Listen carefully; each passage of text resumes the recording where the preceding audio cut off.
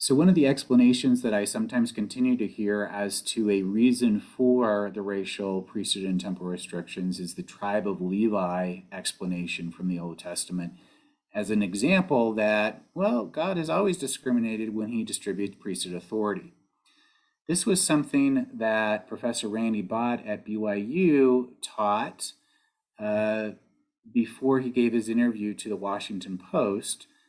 And that Washington Post article shared some of Randy Bott's teachings. And in response to that, the church issued at least two public affairs statements, one of which said the positions attributed to BYU professor Randy Bott in a recent Washington Post article absolutely do not represent the teachings and doctrines of the Church of Jesus Christ of Latter-day Saints. Randy Bott taught the tribe of Levi analogy. It was on his website that his department at BYU asked him to pull down. It was what he explained when he said to the Washington Post reporter, God has always discriminated in distributing priesthood authority, and he used the tribe of Levi explanation. And I continue to hear it used as a parallel to the racial priesthood and temple restrictions. So at the very least, we have the church on record as saying what Randy Bott was teaching is not doctrine. So it should be incumbent, I think, upon seminary teachers to not perpetuate something that the church has described as not doctrine. Let's just think through what are some of the problems with the tribe of Levi analogy. Why don't they hold up in terms of a parallel to the racial priesthood and temple restrictions in the modern day church? The tribe of Levi analogy is a false parallel because none of the other tribes were prevented from partaking of the ordinances necessary for their salvation, like the temple and priesthood restrictions prevented people of Black African descent from doing. So the tribe of Levi was given authority to administer tabernacle rituals for and in behalf of other tribes. Levites were in essence the Old Testament equivalent of modern day temple workers, not the equivalent of modern day priesthood holders. Their assignment was to care for and serve in the tabernacle and facilitate the keeping of the law of Moses by the other tribes. Their function was to welcome the other tribes into the tabernacle and help them to make their sacrifices as prescribed by the law. And we can look in Numbers chapters 3 through 5 and get an indication of exactly what they are being instructed to do. So the ban against Black men holding the priesthood and Black men and women from attending the temple is not a parallel. The tribe of Levi welcomed the other tribes into the tabernacle to perform the prescribed ordinances. The priesthood and temple bans prevented Black Latter-day Saints from entering the temple and receiving ordinances necessary for their salvation. The tribe of Levi welcomed the other tribes in, while the priesthood and temple bans kept Black men and women out. Restricting priesthood to one narrow part of the faithful is not the same as restricting priesthood from one narrow part of the faithful, as my friend and historian Ardis Parshall has most succinctly put it.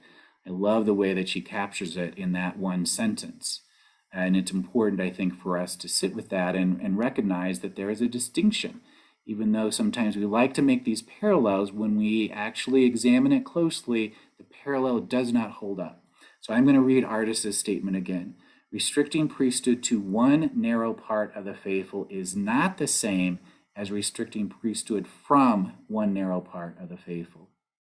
And Ardis Parshall goes on to say, the tribe of Levi exercised priesthood functions as a duty imposed on them by God, not because Levites were worthy and every member of every other tribe was unworthy. Black Latter-day Saints, no matter their faithfulness, no matter their works of righteousness, no matter their obedience to commandments, were deemed unworthy, and nothing they could possibly do or be or become would change that under the restriction.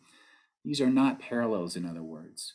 The tribe of Levi, their specific duties were to welcome the other tribes in and to help them perform their sacrifices as prescribed by the law of Moses. And the racial priesthood and temple restrictions in the modern day church were designed to keep Black people out of the priesthood and out of the temples, not a parallel. Wow, more great stuff here.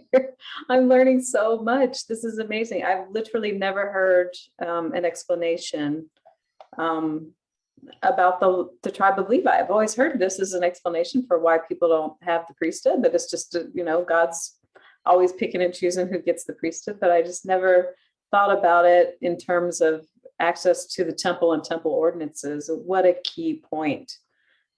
Thank you so much for doing that. And Ardis is also a member of our group, and she comments pretty regularly. So appreciate both of your insights here. Thank you very, very much. Thanks for all you're telling us. Do you have anything else you'd like to say to wrap up? No, I think that's it.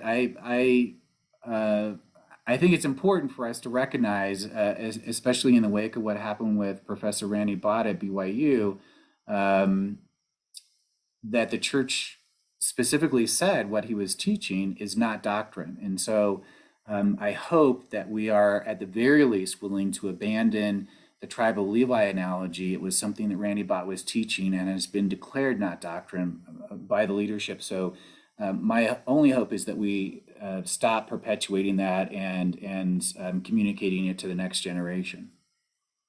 Thank you for that. What not to say during your discussion on official declaration 2. Here we go. Thank you very much. Appreciate this. You're welcome. Okay. All right.